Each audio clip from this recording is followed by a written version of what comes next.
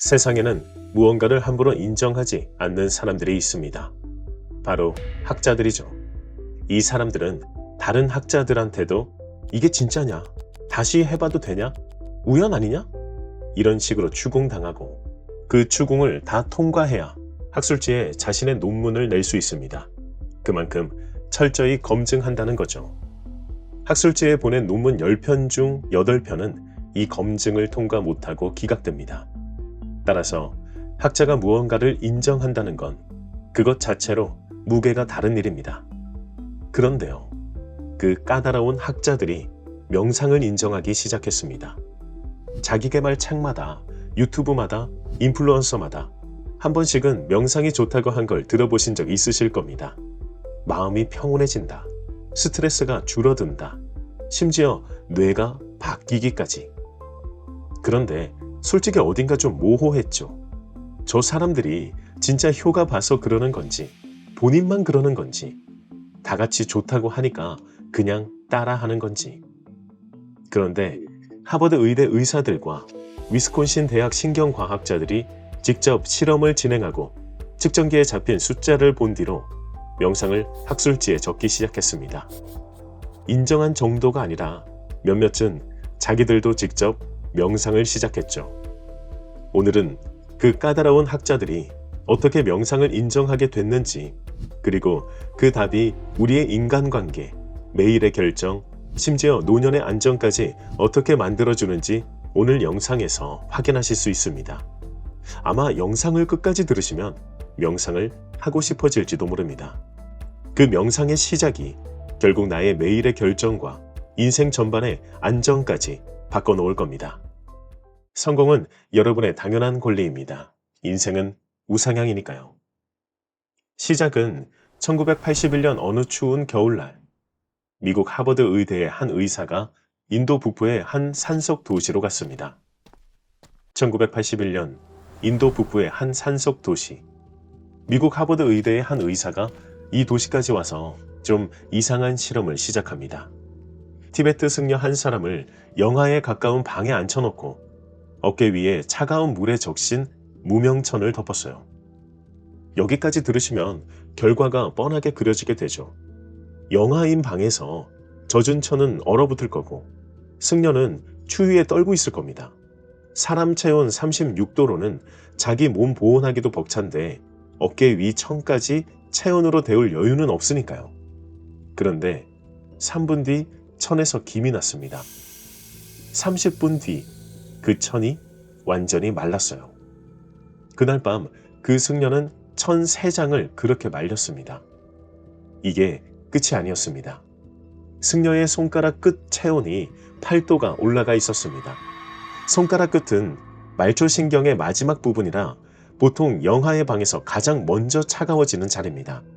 영하의 방에 있다면 안쪽의 체온을 보존하기 위해서 손가락은 더 차가워지죠. 그런데 거기가 8도가 올랐다는 건 몸이 안쪽까지 데우면서 그 열을 손가락 끝까지 보내고 있었다는 뜻이었습니다. 사람의 체온이 마치 드라이기처럼 영하의 방에서 어깨 위 젖은 천을 말려버린 겁니다. 그 승려가 한 거라곤 단 하나였어요. 명상. 그게 전부였습니다. 그리고 훗날 한 권의 책이 이 일을 한 흐름으로 정리하게 됩니다. 명상하는 뇌. 심리학자 다니엘 골먼과 신경과학자 리처드 데이비슨이 함께 쓴 책입니다. 두 학자가 그 책에서 결론을 이렇게 한 줄로 풀어놓았습니다. 명상은 잠시의 평온이 아니다. 뇌의 회로 자체를 영구히 다시 설치한다. 근데 솔직히 영하 방에서 천이 마른다는 사실 하나로 물론 놀라운 일이긴 하지만 뇌의 회로가 영구히 다시 깔린다고요? 좀 너무 나간 결론이 아닐까요? 자, 그러면 한번 이제 진지하게 묻겠습니다. 명상이 진짜로 뇌의 회로를 영구히 바꿔놓을 수 있을까요? 마음이 잠시 평온해지는 거랑 뇌가 진짜로 그것도 영구히 바뀐다는 건 완전 다른 얘기 아닙니까? 이게 과연 측정 가능한 일인가? 그것부터 솔직히 의심스럽죠. 이 답을 드리기 전에 실험 결과 하나만 짧게 보고 가시죠. 2004년 한 신경과학자가 실제로 그걸 측정해 본 일이 있습니다. 미국 위스콘신 대학. 이 학자가 자기 연구실로 부른 사람은 명상을 오랫동안 한 사람이었어요. 프랑스에서 온 승려. 젊은 시절엔 노벨상 수상자 밑에서 박사 학위까지 받은 과학자였는데 어느 날 모든 걸 내려놓고 인도로 떠나 30년 동안 명상만 한 사람. 누적 명상 시간이 6만 시간이라고 합니다. 6만 시간이 얼마나 어마어마한 시간이냐. 우리가 잠들기 전 20분씩 명상한다고 쳤을 때 한 500년 정도 해야 채울 수 있는 시간입니다. 어마어마한 시간이죠.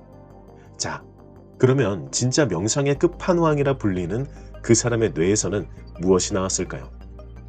학자가 그 승려의 머리에 128개의 전극을 붙이고 뇌파 측정기에 연결했더니 그때까지 본 적 없는 수치가 떴습니다. 말도 안 되는 수치가 나왔다는 거죠. 감마파라는 게 있습니다. 사람이 무언가를 깊이 통찰하는 순간, 그러니까 아, 이거구나 하는 짧은 깨달음의 순간에만 1초도 안 되게 스쳐 지나가는 뇌파입니다. 여러분도 살면서 한두 번은 경험해 보셨을 거예요. 근데 이 승려의 뇌에서는 이 감마파가 일반인의 30배 강도로 명상하는 내내 끊기지 않고 잡혔습니다. 쉽게 말해서 우리는 평생에 몇 번 잠깐 느끼는 그 이거구나 의 순간을 이 사람은 명상 내내 한 번도 끊지 않고 만들고 있었던 거예요. 거기다 더 놀라운 건 명상이 끝난 뒤에도 그 강도는 그대로였습니다. 즉 평소 뇌 상태가 이미 그렇게 설치되어 있었다는 뜻이죠. 거기다 또 놀라운 것이 발견됩니다. 여러분은 평소에 어떨 때 행복하십니까? 연봉이 올랐을 때, 가족이 건강할 때, 맛있는 거 먹을 때. 대부분 뭔가 좋은 일이 있을 때 잠깐 행복해지죠. 근데 이 승려는 그런 계기 없이도 평소가 그 상태인 것으로 측정이 됐던 겁니다. 학자가 후속 측정에서 한 가지를 더 봤어요. 사람이 행복할 때 켜지는 뇌의 한 곳, 이마 바로 뒤 왼쪽이에요. 이 부분이 활성화될수록 평소에 긍정적인 감정이 깔려있고 부정적인 일이 와도 빨리 회복합니다. 근데 이 승려는 거기마저도 학자가 그때까지 측정한 모든 사람의 범위를 벗어나 있었던 거죠. 이 결과가 세상에 나오자 언론은 그를 이렇게 불렀습니다. 세상에서 가장 행복한 사람. 하지만 그 사람은 그 말을 거부했습니다. 대신 이렇게 말했습니다. 나는 부정적인 감정을 잘 추스릴 뿐입니다. 자, 그럼 이제 솔직히 한번 짚어봅시다. 이거 6만 시간 명상한 끝판왕한테서만 가능한 거 아닙니까? 우리 같은 평범한 사람한테는 적용 안 되는 얘기 아닌가요? 맞는 말입니다. 솔직히 30배 감마파는 끝판왕한테서만 나온 수치예요. 일반인에게서는 절대 나오지 않을 겁니다. 근데 학자가 이 실험에서 진짜로 발견한 건 그 수치가 아니었습니다. 명상으로 인간의 뇌는 진짜로 그것도 영구히 바뀔 수 있다. 이걸 발견했다는 거예요. 자, 그러면 이제 우리에게 남은 질문은 단 하나죠. 그럼 평범한 사람한테는 얼마 만에 가능한가? 그리고 그 답을 정확히 찾아내고 있던 한 사람이 같은 시간 보스턴에 있었습니다. 같은 시간 미국 보스턴. 그 승려 매튜 리카드의 뇌가 측정되던 그 무렵 또 다른 박사가 정반대 질문을 붙들고 있었습니다. 30년, 6만 시간 같은 끝판왕 말고 평범한 사람한테도 이게 진짜 일어나나? 그래서 박사는 평범한 사람 16명을 모았어요. 티베트 승려도 명상 끝판왕도 아니었습니다. 그냥 직장인, 주부, 학생들이었어요. 이들에게 8주 동안 잠들기 전에 단 한 가지만 하게 합니다. 그게 명상이었어요. 8주가 지난 뒤 박사는 이 16명의 뇌를 MRI로 다시 찍었습니다. 그런데 그 영상을 본 박사도 한참 동안 말을 잃을 수밖에 없었습니다. 16명 모두의 뇌가 마치 다른 사람의 뇌처럼 다시 형성되어 있었기 때문입니다. 기억을 담당하는 곳이 두꺼워졌고 두려움을 담당하는 곳은 얇아졌어요. 잠은 깊어졌고 스트레스가 측정 가능하게 줄었습니다.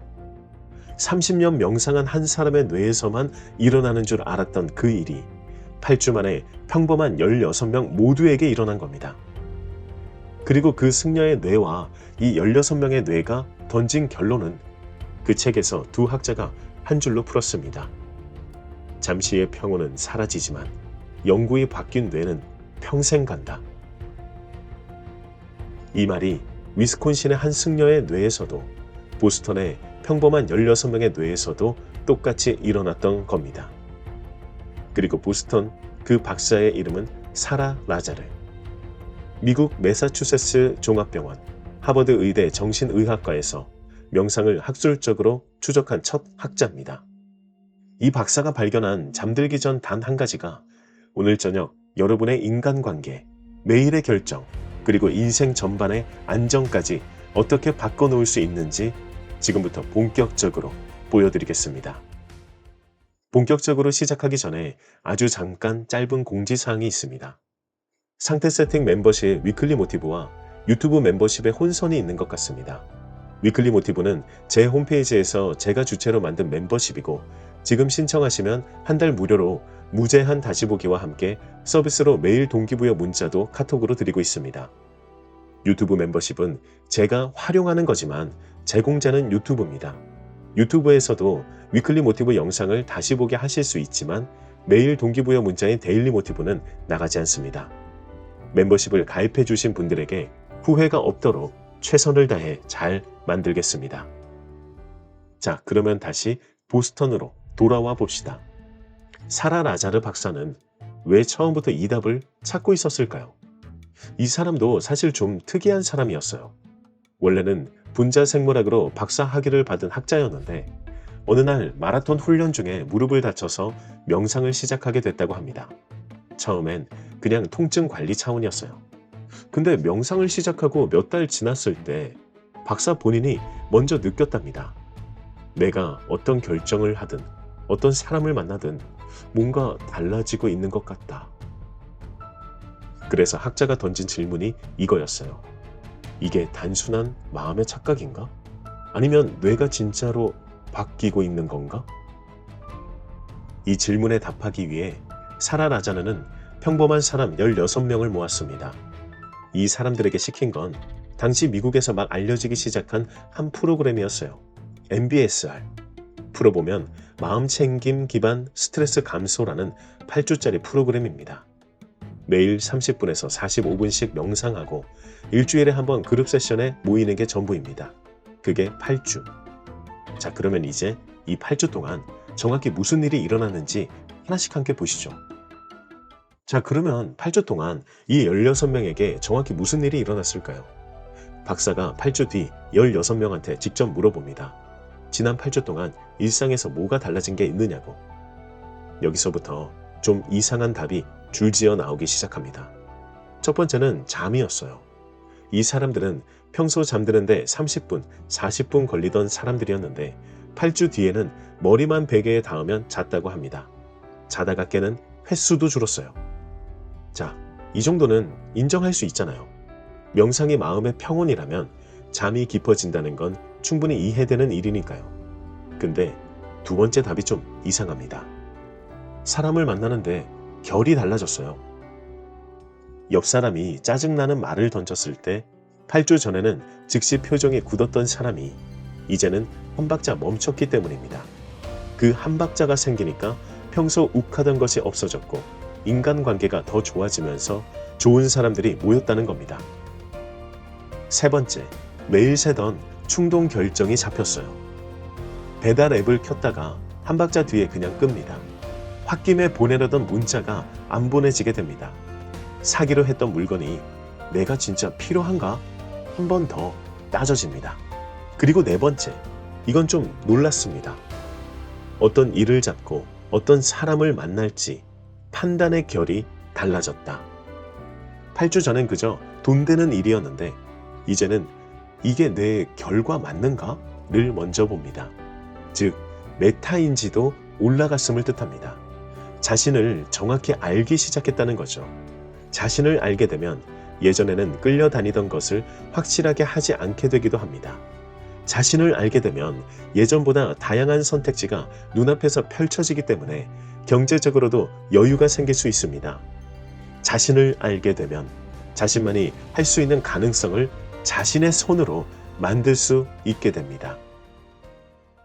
자, 여기까지 들으시면 한 가지 의심이 자연스럽게 듭니다. 이거 그냥 마음의 착각 아닌가요? 명상을 했다고 좋게 생각하니까 그렇게 느낀 거 아닌가요? 박사도 그게 정확히 궁금했어요. 그래서 박사가 한 가지를 했습니다. 8주 뒤 16명을 MRI 안에 다시 눕힌 거예요.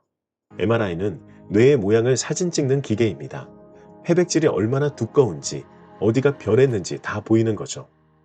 8주 전과 8주 뒤, 같은 사람의 뇌를 2번. 결과를 보고 박사가 한참 동안 자리에 앉아 있었답니다. 뇌의 자리들이 동시에 변해 있었거든요. 기억을 담당하는 곳, 해마라고 부릅니다. 이 자리가 두꺼워졌어요. 두려움을 담당하는 곳, 편도체라고 부릅니다. 이 자리는 얇아졌어요. 그리고 자기 감각을 담당하는 곳들, 나 지금 화났네, 나 지금 슬프네. 자기 감정을 알아차리고 다른 사람의 마음에도 가깝게 하는 자리들입니다. 이 자리들도 함께 두꺼워졌어요. 그러니까 인간관계가 좋아지고 좋은 사람들이 많아지게 된 겁니다. 박사 본인이 이걸 보고 한 말이 이거였습니다. 뇌의 구조 변화가 변화의 진짜 기반일 수도 있다. 이게 무슨 뜻인지 잠깐 정리하고 가시죠. 좀 전에 16명이 일상에서 느꼈다고 말한 4가지: 잠, 사람 만남, 충동 결정, 판단의 결. 이게 정확히 뇌 자리들의 변화와 1대1로 맞아떨어집니다. 기억의 자리가 두꺼워졌으니 잠이 깊어졌고, 두려움의 자리가 얇아졌으니 사람을 만났을 때 한박자가 생길 수 있고, 자기 감각의 자리들이 두꺼워졌으니 충동을 알아차렸고, 또 그 자리들이 어떤 일을 잡고 어떤 사람을 만날지 판단을 다시 깔아준 겁니다. 마음의 착각이 아니었습니다. 뇌 자체가 다른 모양이 된 거였어요. 8주 만에. 잠들기 전에 매일 30분 명상한다고 그게 진짜 뇌의 회로를 두껍게 만들 수 있을까요? 뭐 그렇게 자주 다닌다고 두꺼워질까요? 자, 그러면 우리 뇌가 어떻게 작동하는지 딱 한 단계만 풀어보고 가시죠. 신경가소성이라는 게 있습니다. 쉽게 말해서 산속 길과 같습니다. 아무도 안 다니던 길은 풀이 덮여서 보이지도 않아요. 근데 매일 같은 길을 다니면 풀이 닳고 길이 닦이고 나중에는 아무 생각 없이 그 길로 발이 가게 됩니다. 뇌의 회로도 정확히 그렇게 됩니다. 자주 활성화되는 회로는 시냅스가 두꺼워지고 안 쓰는 회로는 풀이 덮입니다. 근데 여기서 진짜 중요한 게 있어요. 여러분이 매일 어떤 회로를 활성화하느냐가 여러분의 뇌가 어떤 모양이 되느냐를 직접 정한다는 겁니다. 매일 짜증을 내는 사람은 짜증 회로가 두꺼워지고, 매일 두려워하는 사람은 두려움 회로가 두꺼워집니다. 매일 잠들기 전 명상을 하는 사람은 자기 감각 회로, 한박자 만드는 회로, 기억 회로가 두꺼워지는 거고요. 그러니까 매일 잠들기 전 30분 명상이라는 건 내 뇌에 어떤 회로를 더 두껍게 만들지 내가 직접 고르는 일이 됩니다. 이게 8주 동안 16명에게 일어난 일입니다. 이들은 매일 자기 뇌의 회로를 직접 고르고 있었던 거죠. 그리고 이 뇌 자리들이 동시에 변하면 무슨 일이 일어나느냐? 두려움의 자리가 얇아지면 매일 세던 충동 결정이 줄어들어요. 화풀이 소비가 줄고 후회할 선택이 줄어드는 거예요. 후회할 선택이 줄어들게 될 때 비로소 기회가 찾아오게 됩니다. 자기 감각의 자리들이 두꺼워지면 이 사람과 진짜 가까이 가야 하나? 이 일을 진짜 잡아야 하나? 판단의 결이 달라집니다. 그래서 8주 뒤 16명의 옆에 사람들이 가장 먼저 알아본 게 이거였습니다. 오, 이 사람 뭔가 달라졌네? 매일의 결정이 달라지고 매일의 감정 소비가 잡히고 사람 보는 눈이 달라진 그 변화가 사람에게 기회를 만들어주고 그 기회가 곧 경제적 여유의 시작이 됩니다. 매일의 결정이 다시 설치된 결과인 거예요. 결국 이렇게 명상을 하는 건 자신의 상태를 만들기 위함입니다. 상태를 만들면 원하는 무엇이든 할 수 있습니다. 그게 위클리 모티브에서 하는 일입니다. 성공은 여러분의 당연한 권리입니다. 인생은 우상향이니까요.